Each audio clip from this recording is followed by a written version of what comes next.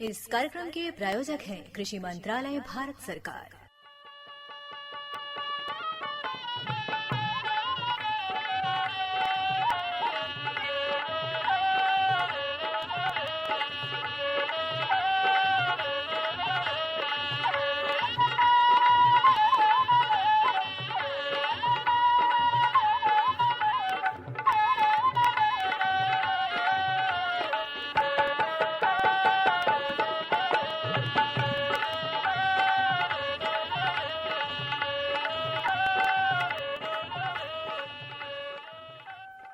भैया बोला जय जवान जय किसान। नंदू भैया, गुलाबो बहन, और बतावे का हाल चाल बा? बड़े दिन के बाद देखा आपसे भेंट मुलाकात होत बा। और देखा हाल तो सब कुछ ठीक बा। और ये समय देखा है अपन दो भी बड़ा समय समय पर बुन्नी बरखा कैले। किसान भैया लोग एक तो जौन शुरुआती दौर से ही अपन बुन्नी बरखा हो रहल बा, तेमे जौन भी अपन रहल चाहे अरहर कहला, तिल कहला, उ तो फसल कुछ अपन भैया दबल है साल।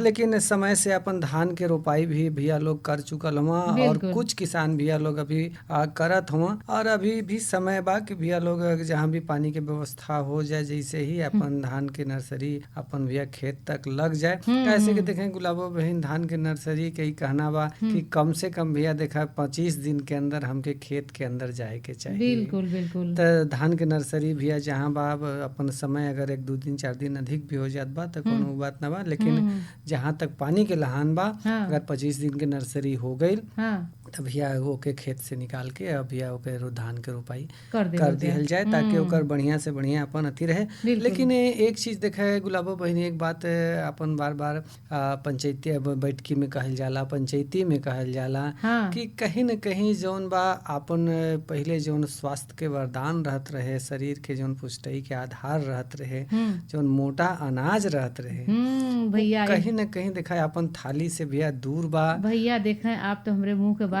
छीन लेले हवा। और जो मोटा अनाज का जौन बात आप करत हवा ना, जैसे जैसे ई थाली से गायब हो गईल, तैसे तैसे देखा तरह तरह के बीमारी भी शरीर में आ गई।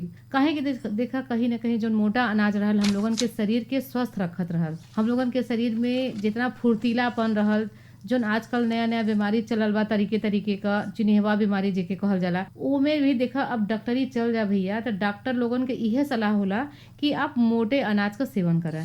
अगर मोटा अनाज का अगर हम लोगन सेवन शुरू से अगर करत होती तो आज देखा जो तरह तरीके के बीमारी, जैसे छोटवार बच्चों हुआ उनकर बाल सफेद हो जात बा, आंखें के रोशनी चल जात बा, समय समय पे जो तरह तरीके के शरीर में बीमारी दिखाई देत बा, तो ये सब बीमारी से हम लोगन बच सकी। बिल्कुल बिल्कुल, आपके कहानी बिल्कुल सही बा। और देखा एकर कई कारण बा गुलाबो बहन। पहले रहल कि जौन मोटा अनाज रहे, चाहे मक्का के बात होके, चाहे बाजरा के बात होके, चाहे अपन सावा मेजो में रागी कुटकी, जितना ये सब रहत रहे, आज भी ओके देखल जाए तो अपन जौन भी धान गेहूं बा ओसे कई गुना जौन बा अधिक विटामिन सब मिनरल के अपन पावल जाला, मात्रा पावल जाला।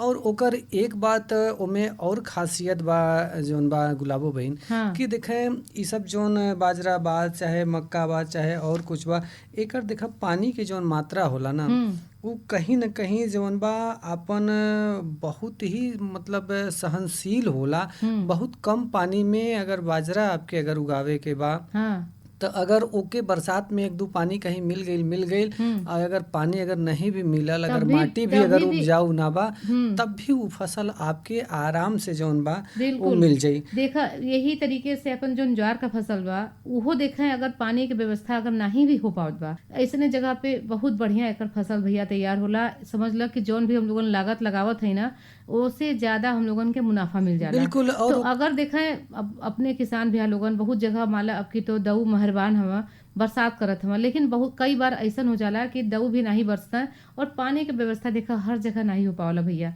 तो ये ऐसा खेती अगर हम लोगन मोटे अनाज के अगर खेती करत हैं तो हम लोगन के नुकसानी तो रत्ती मात्र का नहीं हुई, और जो फायदा बाना भैया वो बहुत हुई, और स्वास्थ्य के खातिर समझ ला कि इस सोने पे सुहागा बा। बिल्कुल बिल्कुल सही बात बा। और देखा कर कई तरह के गुण भी बा। कैसे कि देखें जहाँ तक बात कर लें अपन सावा के बात कर लें, या जोन बा मोटा के अनाज के जोन अभी बात होत रहे, एकरा में एक गुण और बा कि गुलाबो बहन एमे देखें जौन रासायनिक खाद के बात होला जौन की आज स्वास्थ्य खातिर एकदम अभिशाप बनल बा अभिशाप बन चुकल बा। कि भैया अधिक अधिक फसल लेवे के खातिर जौन भी एमे चाहे गेहूं में, धान में, अन्य फसल में, साग सब्जी में जौन भी दिहल जा रहल बा ओमे देखें अपन मोटा अनाज में नाम मात्र के भी अगर ना भी देवत हुआ हाँ। तब भी एकर फसल पर कोई कौनो प्रभाव असर नाही, ना रहले। नहीं देखे के और मिलत। ओकरे साथ साथ एकरे में एक गुण और देखल जाला कि अगर जौन आपके खेत में खरपतवार बा,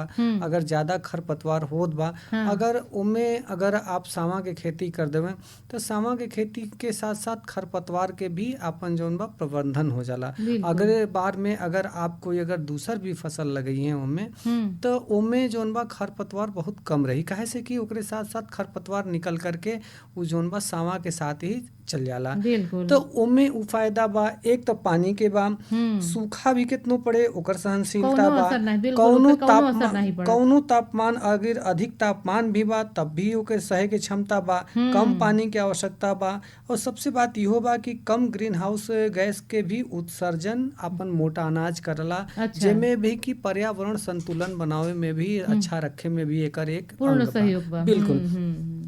तो कहीं न कहीं मोटा अनाज अपन हर पंच भैया लोग, हर किसान भैया लोग अपन लगावे और ई थाली तक पहुँचे। अब देखा सामा के जहाँ तक बात करला तो देखा- भैया जरूरत पड़े तो पुड़िया में आपके कहीं कहीं खोजे के दुकान पर मिली। और आज भी आश्रम में जौन बा गोविंदपुर, आज भी वहाँ सामा के खेती बढ़िया मात्रा में होला। बिल्कुल, बिल्कुल और भैया। वहाँ आप जब जइहे हाँ। तो आपके भोजन में जौन बा सामा के खीर जरूर मिली। मिलल है। बिल्कुल। और एकर मोटा अनाज के देखें कई तरह के अपन बाकी खाद्य सुरक्षा भी ऐसे बा, पोषण अधिक मात्रा में बा, आजीविका भी जहाँ आप समझत हो कि हमार माटी बिया कुछ ना देवे लायक बा वहाँ भी फसल हो सकेला। बिल्कुल, बिल्कुल। पर्यावरण के संरक्षण के भी अपन एकर जिम्मेदारी और भागीदारी ई मोटा अनाज अपन निभावत बा।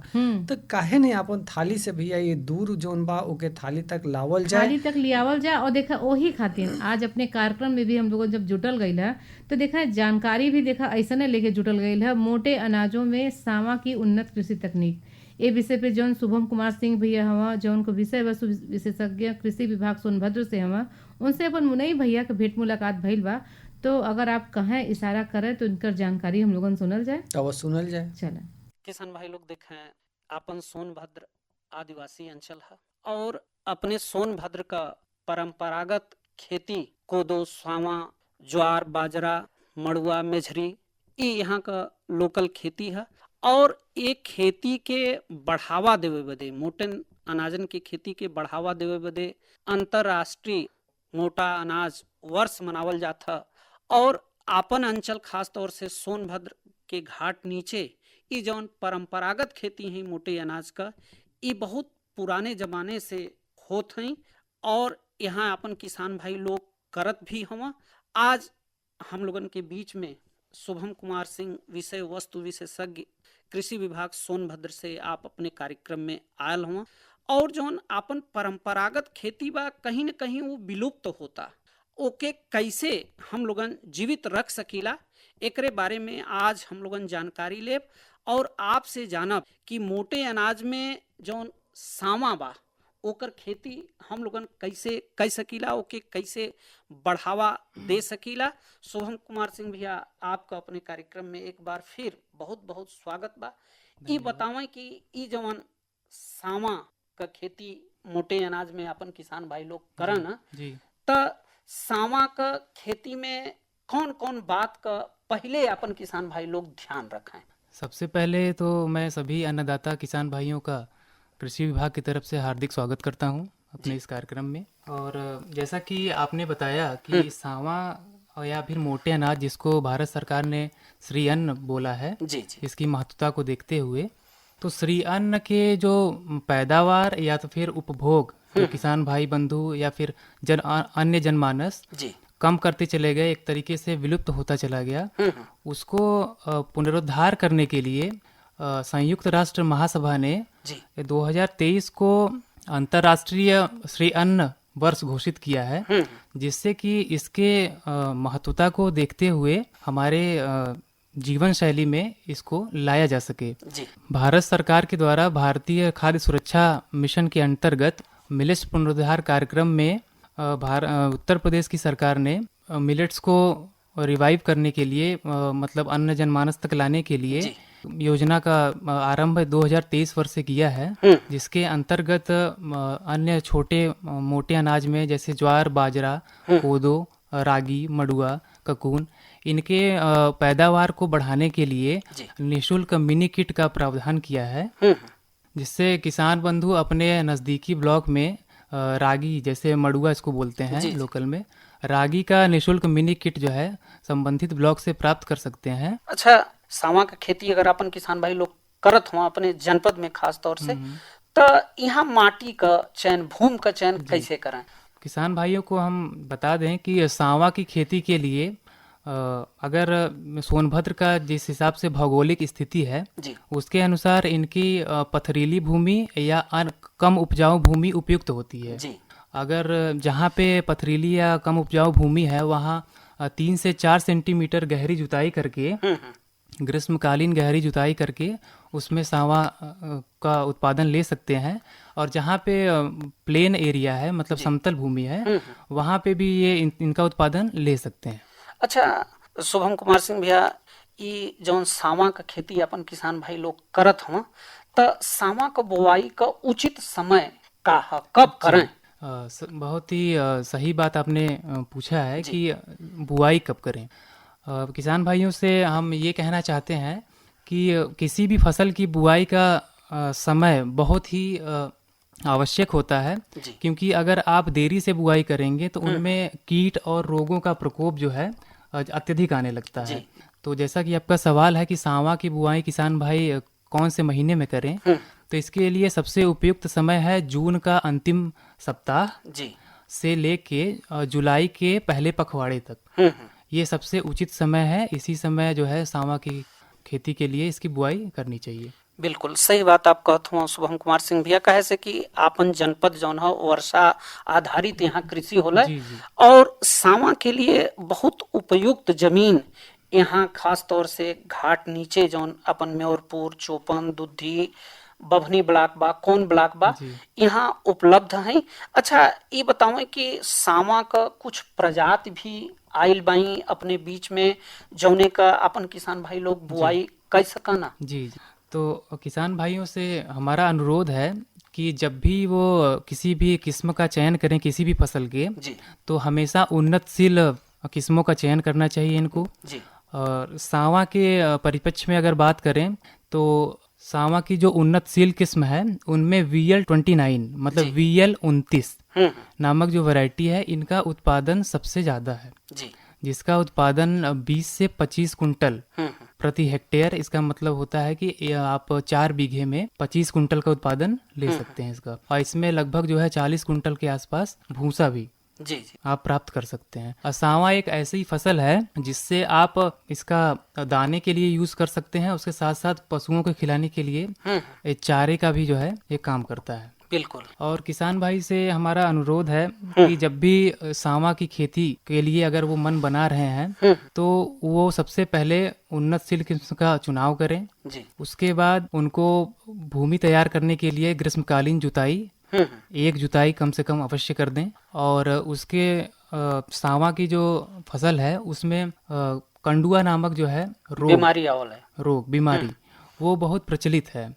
तो कंडुआ की रोकथाम के लिए उन्हें बीज का उपचार करके ही उनको बुआई करना चाहिए। और बीज उपचार के लिए वो सेरेसान नामक रसायन होता है, 2 मिलीग्राम जो है वो 1 किलो बीज में के हिसाब से जो है वो बीज का उपचार करेंगे, उसके बाद ही बुआई करेंगे उसकी। अच्छा, जैसे बीज का बुआई करत हो अपन किसान भैया लोग, तो प्रति हेक्टेयर कई किलो बीज का प्रयोग अपने अंचल में खास तौर से कर सकना लोग? तो सांवा की खेती के लिए सबसे उपयुक्त होता है कि आप की सबसे जरूरी बात यह है कि आप कैसे उसकी बुआई करेंगे। एक तो विधि होता है कि आप एक पंक्ति बुआई कर रहे हैं, दूसरी विधि होती है कि आप उसको छिटकवा विधि से, जो सामान्यतः परंपरागत रूप से किसान आज तक करते चले आए हैं। अगर पंक्ति बुआई कर रहे हैं किसान भाई तो 10 से 12 किलोग्राम प्रति हेक्टेयर के हिसाब से बीज का प्रयोग करें। और जैसा कि परंपरागत खेती कर रहे हैं किसान भाई, तो उनसे हम अनुरोध करेंगे कि वो 15 किलोग्राम सांवा का बीज लेके एक हेक्टेयर में उसकी बुआई करेंगे छिटकवा विधि से। छिटकवा विधि से। अच्छा, बुआई कैले के बाद पहले तो अपन किसान भाई लोग अपने अंचल में खाद का नाम ही नहीं जानत रहना, और न खाद का, रासायनिक खाद का तो एकदम प्रयोग नहीं करत रहना, घरे के जौन गोबर का खाद रहल वही का प्रयोग करत रहना। लेकिन अब धीरे धीरे समय और परिस्थिति बदलता, वातावरण में भी परिवर्तन कुछ न कुछ भयल बा, तो ऐसने स्थिति में रासायनिक उर्वरक या जौन कंपोस्ट उर्वरक बा ओकर प्रयोग कैसे करें अपन? जी बिल्कुल, बहुत ही महत्वपूर्ण बात पे आपने ध्यान आकर्षित कराया है। सांवा की खेती के लिए अगर आप उर्वरक और खाद का प्रयोग करते हैं, अगर बात की जाए कि प्राकृतिक उर्वरक या नेचुरल मैन्योर की बात की जाए, तो उनमें आप 5 कुंटल सड़े गोबर की खाद 1 हेक्टेयर में आप डाल सकते हैं, वो भी ग्रीष्मकालीन अवधि में। जैसे कि बुआई से कम 30 से 40 दिन पहले, बारिश से पहले आप 5 कुंटल सड़ी गोबर की खाद को खेत में डालें। उसके बाद उसकी जुताई के बाद बुआई करें। जब बुआई के टाइम पे आप 20 किलोग्राम नाइट्रोजन की मात्रा और 20 किलोग्राम पोटास की मात्रा का उपयोग करेंगे, और उसके 35 से 40 दिन के बाद आप बची हुई 20 किलोग्राम नत्रजन का उपयोग करेंगे। और डीएपी वगैरह का प्रयोग भी कर सकना अपन किसान भाई लोग? जी, डीएपी का इस्तेमाल कर सकते हैं, क्योंकि फास्फोरस इसमें 20 किलोग्राम जो है 4 बीघे के लिए आवश्यक होता है। बिल्कुल सही बात आप कहत हुआ। अच्छा, जैसे फसल में सांवा के खरपतवार भी उग गया हो ना, तो खरपतवार प्रबंधन कैसे अपन किसान भाई लोग करें सांवा? जी बिल्कुल, खरपतवार की बात की जाए तो खरपतवार ज्यादातर तो उन्हीं इलाकों में आते हैं जहाँ पे अत्यधिक नमी होती है। जी। तो जैसा कि सांवा कम सिंचाई चाहने वाली फसल है, जिनमें मात्र एक ही सिंचाई की आवश्यकता से जो है अत्यधिक उत्पादन आप ले सकते हैं, तो इनमें जो खरपतवार की समस्या अन्य फसलों की अपेक्षा थोड़ी कम है। लेकिन फिर भी अगर खरपतवार की बात करें तो इनमें दूब घास और इन दूब घास की जो परिवार कुल है, इन्हीं से संबंधित इकाइनोकोआ क्रोलोनम, इकाइनोकोआ क्रसगैली और इससे मिलते जुलते अन्य घास भी उनमें पाए जाते हैं। तो ओकर माने प्रबंधन निराई गुड़ाई से अपन किसान भैया लोग कह सकना। किसान भाइयों से मेरा अनुरोध है कि इसके लिए वो किसी भी प्रकार का रसायन का उपयोग ना करें। जी। अगर शुरुआती अवस्था में आप अगर उनको जितना निराई कर सकते हैं कर लीजिए, इनमें आपको रसायन डालने की उतनी आवश्यकता नहीं पड़ेगी। बिल्कुल। अच्छा, अब चलत चलावत एक चीज हम आपसे जानल चाहब कि ई जौन मोटा अनाज में सांवा बा, ई काहे इतना महत्वपूर्ण बा कि आपन भारत सरकार ए पर बल देता? जी, सांवा चूंकि एक श्री अन्न की कैटेगरी में एक फसल है, जिसको मोटा अनाज बोलते हैं। मोटा अनाज को मोटा पहले इसलिए कहा गया, हालांकि इसका शुद्ध हिंदी नाम कदन है। जी। लेकिन बाद में इसको मोटा अनाज बोला क्योंकि ज्वार, बाजरा और इन सब में के कैटेगरी में इनको डालने से इनको मोटा अनाज बोला गया। मोटा अनाज का अगर मोटा का संदर्भ अगर निकालें तो इसका मतलब ये होता है कि ये जो पाचन क्रिया में हाई फाइबर कंटेंट इनमें होते हैं। तो जैसे अगर आप मैदा खा रहे हैं तो वो बहुत ज्यादा बारीक हो जाता है, जिससे वो आंतों में चिपकने लगता है और ये पाचन क्रिया में जो है नुकसानदायक होता है। मोटे अनाज में फाइबर, जिसको रेशा हिंदी में बोलते हैं, रेशे की मात्रा अत्यधिक होने के कारण ये पाचन क्रिया को बहुत ही सुगम बनाती है और कब्ज जैसे बीमारियों से राहत देती है। और इसके साथ ही सांवा या किसी भी अन्य ज्वार, बाजरा, कोदो या किसी भी मसूरी अन्न में बहुत ही प्रचुर मात्रा में कैल्शियम और आयरन और अन्य महत्वपूर्ण मिनरल जो है, जो खनिज जो होते हैं, इनकी उपलब्धता होती है, जो एक मधुमेह रोगी, हाई बीपी मतलब रक्तचाप के रोगी और अन्य रोगों में जो है ये जो है काफी मददगार होता है इनके सेवन करने से। बिल्कुल, माने अगर अपन पाचन क्रिया सही रही तो अपन शरीर भी स्वस्थ रही, और जब शरीर स्वस्थ रही तब आदमी अपन खेती किसानी से जुड़ सकला। चलत चलावत अपने किसान भाई लोगन के का संदेश देवल चाहिए सोहम सिंह? जी, हमारा प्यारे किसान भाइयों से अनुरोध और संदेश दोनों है कि वह ससमय उन्नतशील किस्मों का चयन करें और अपनी परंपरागत विधि से और वैज्ञानिक तरीकों को अपनाते हुए साथ साथ मोटे अनाजों का उत्पादन की तरफ जरूर देखें, क्योंकि इनमें कुछ चुनौतियां भी हैं। क्योंकि कई किसान भी बोलते हैं कि इनमें अभी जो है विपणन की थोड़ी समस्या आ रही है, बाजार का। तो बाजार से संबंधित जो चुनौतियां आ रही हैं उसके लिए कृषि विभाग हमारा कृषि उत्पादक संगठन के साथ मिलकर उसके प्रोसेसिंग प्लांट या उसके जो है वैल्यू एडिशन की जो है इस पे जो है काम कर रहा है। और अगर इससे प्रोसेसिंग यूनिट लग जाती है और एक कृषि उत्पादक संगठन से किसान जुड़ के अपना एक मार्केट बाजार तैयार कर लेता है, तो इससे इनको श्री अन्न उगाने में भी इनको लाभ होगा। उसके साथ साथ जो है अपने परिवार और अपने स्वयं और अपने परिवार को जो है इसके उपभोग करने में भी इनको जो है स्वास्थ्य संबंधित फायदा होगा, और साथ में ये अपना उत्पाद को जो है एक बेहतरीन प्लेटफॉर्म पे बेच भी पाएंगे और अच्छा इनकम भी कमा सकते हैं। सही बात आप कहत हुआ। अच्छा बाजार भाव लेवे के बाद तो एक किसान समूह अपने किसान भाई लोगन के तैयार करे पड़ी, तब अच्छा बाजार भाव मिली मोटे अनाजन का। शुभम कुमार सिंह भैया आज अपने कार्यक्रम में आप आईना और अपने किसान भाई लोगन के इतना बढ़िया जानकारी दिलें, एकरे बदे आपके बहुत बहुत धन्यवाद। धन्यवाद। हर जोखिम से निकल कर फसल आए, सुरक्षित हो जाए, फसल बीमा से हर किसान अब आत्मनिर्भर हो जाए। संकट के समय प्रधानमंत्री फसल बीमा योजना किसानों के लिए वरदान है। अब सूखा पड़े या बाढ़ आ जाए कोई डर नहीं, अब ओले पड़े या कीट पतंगे फसल खा जाए कोई फिक्र नहीं, क्योंकि हमने लिया है प्रधानमंत्री फसल बीमा। बुआई से फसल कटाई तक हर जोखिम का दावा, न्यूनतम प्रीमियम पर अधिकतम भुगतान का वादा। योजना से हर साल जुड़ रहे हैं 5 करोड़ से ज्यादा किसान। अब आपकी है बारी। नजदीकी कृषि कार्यालय, सहकारी समिति, बैंक शाखा, अधिकृत बीमा कंपनी या जन सेवा केंद्र में स्वेच्छा से करा सकते हैं पंजीकरण। फसल बीमा पोर्टल या फसल बीमा ऐप द्वारा भी कराया जा सकता है पंजीकरण। प्रधानमंत्री फसल बीमा योजना, आपकी फसलों का संपूर्ण सुरक्षा कवच। कृषि एवं किसान कल्याण मंत्रालय, भारत सरकार।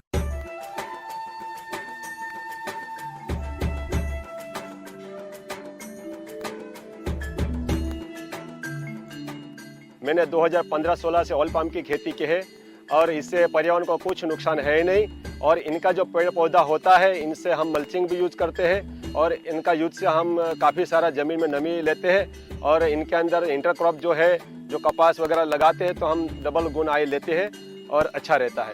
ऑयल पाम का खेती में दान और गन्ने से कम पानी लगता है। इसमें गवर्नमेंट का तरफ से ड्रिप सिंचाई के लिए पैसा भी दिया जाता है। ऑयल पाम की खेती के लिए मुझे सरकार ने पौधे सीडलिंग देते हैं। वो जब बड़ा हो जाता है, जो फल जो देता है, हर महीने सरकार उसी फल खरीदने के लिए एक रेट बना कर देते हैं। वही रेट पे कंपनी खरीद लेते हैं।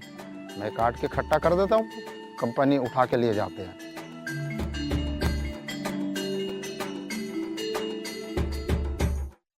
नंदू भैया, गुलाबो बहन, देख रहे हैं जानकारी हम लोगन सुनल गई मोटे अनाजों में सामा का उन्नत कृषि तकनीकी। भैया कितना बढ़िया जानकारी देला ना, और उनके देवल जाए धन्यवाद। तो आप का कहत हमें मन मनसायन के द्वारा देवल जाए? मन मनसायन देखा देवल जाए धन्यवाद, लेकिन देखा हमरे हाथ में बाजार भाव भी जो हाँ भैया, ये बात तो सही बा। अपने आपके हाथ में एक पाती बा, तो हम कब अपने किसान भैया लोगन के अपन पाती बात के कहाँ का बाजार भाव भाई? देखा अपन मधुपुर के बा, पूर्णवासी चौहान भैया भेजले हुआ। अच्छा अच्छा। और ये पाती कुंतल में बा। अच्छा।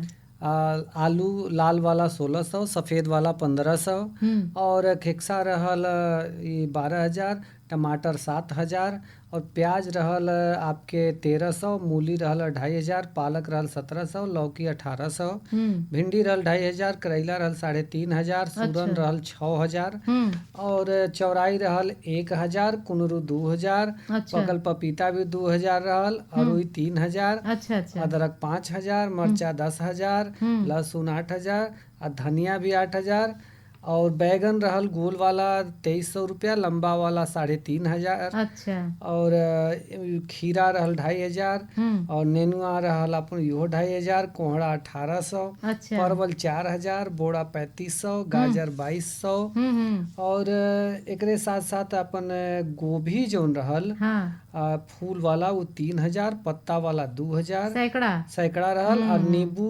200 रुपया सैकड़ा रहल, और मकई 1200 रुपया कुंतल रहल। अच्छा, तो भैया के देवल जा धन्यवाद। और धन्यवाद भी ऐसा ही नहीं, एक मन मनसाइन के द्वारा अगर हो डॉक्टर मन्नू यादव और संघाती भी लोगन छपरैया गावत हवा, तो चले सुनल जाए।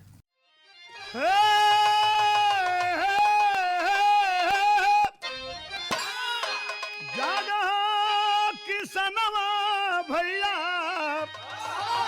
मजदूर जवनावा दिनवा चढ़ल आवे, साफ रखा अपन घर अंगनावा दिनवा चढ़ल आवे।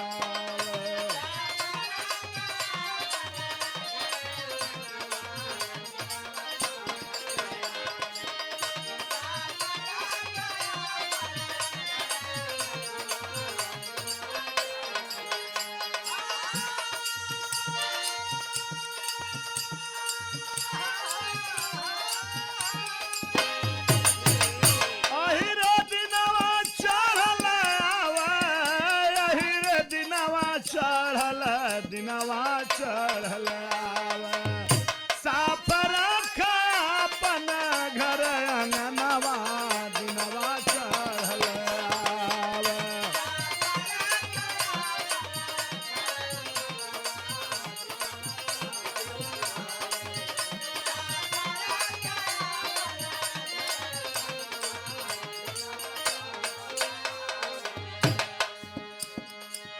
साफ सुथरा घर रखा, शौचालय बनावा,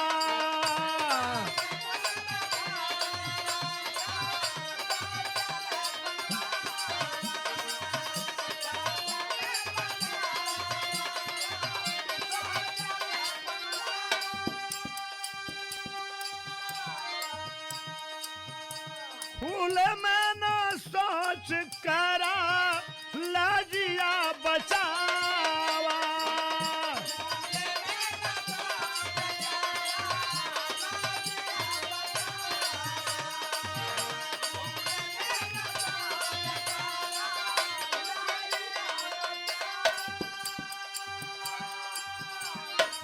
अब फूल में न सोच करा लाजिया बचावा।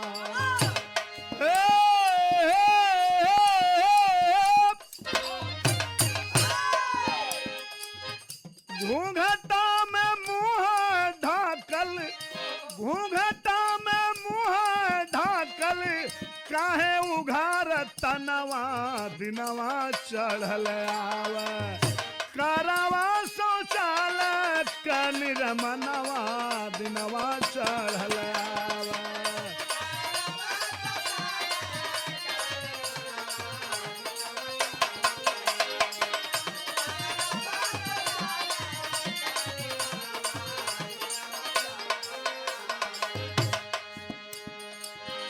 रही निरोगित तोहार बाल परिवार हो,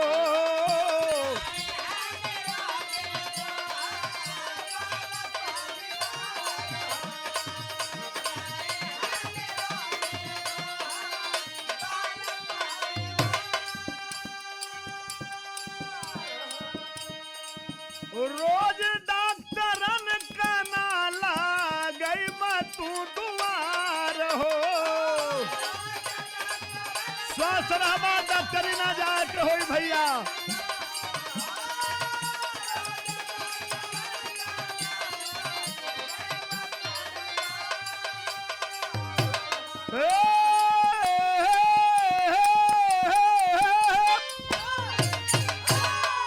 रोगवा भगावा स्वच्छ, रोगवा भगावा स्वच्छ, ताके अपनावा दिनवा चढ़ल आवे।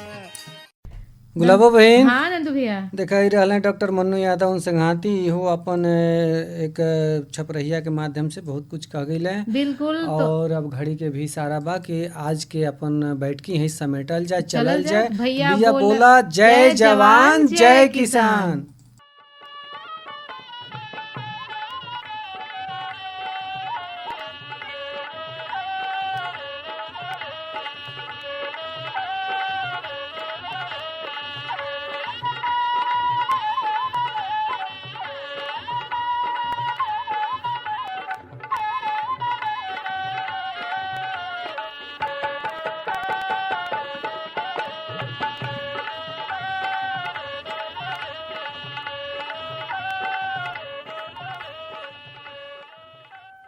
इस कार्यक्रम के प्रायोजक थे कृषि मंत्रालय भारत सरकार।